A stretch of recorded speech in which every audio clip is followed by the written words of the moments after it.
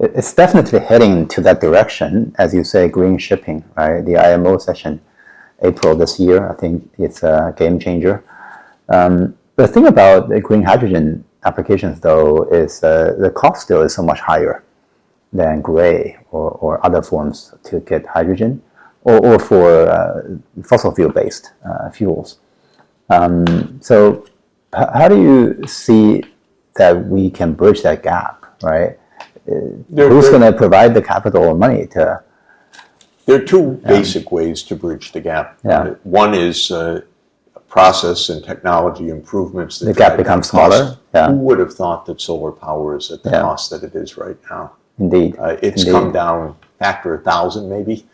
In 10 years, factor of 10. Right. Factor 10, but over, say, the last 40 years? Yeah, so in our exhibition center in the headquarters, you have a piece of solar that came from the 1980s, right? So that's like a factor of 1,000 between 1980s to now. Right, exactly. Yeah. So that's not bad. And I'm sure that green hydrogen will have some similar dramatic improvements.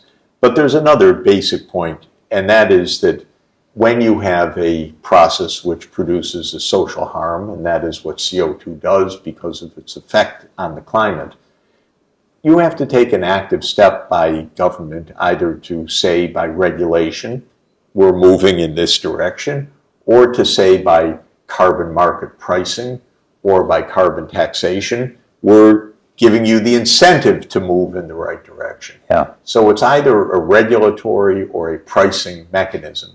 But government has to say, this way is the way we need because of the social costs of carbon. This is the way that some are still going to take it because there are still going to be niches where you don't have exact grid parity and so forth. But you really have to go that pathway, not the fossil fuel pathway. And it's lagging behind in all parts of the green supply chain. It's lagging behind installing capacity. It's lagging behind the capacity to produce solar power. It's lagging behind in wind. It's lagging behind fourth generation modular nuclear. It's lagging behind long distance power transmission. And it's looking at China and saying, oh, what are they doing? They have overcapacity. And my view is it's a little bit of jealousy and a little bit of confusion. It's not overcapacity in China. What I always tell people, it's great capacity. You need to use it to deploy it because the whole world needs this transformation. And we need to put the pieces together so that no one even dares think it's overcapacity.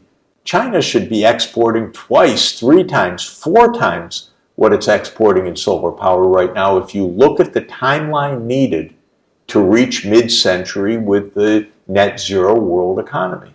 So we need to hurry. We need to raise the exports, and that requires more projects, more regional cooperation, clearer vision, better financing.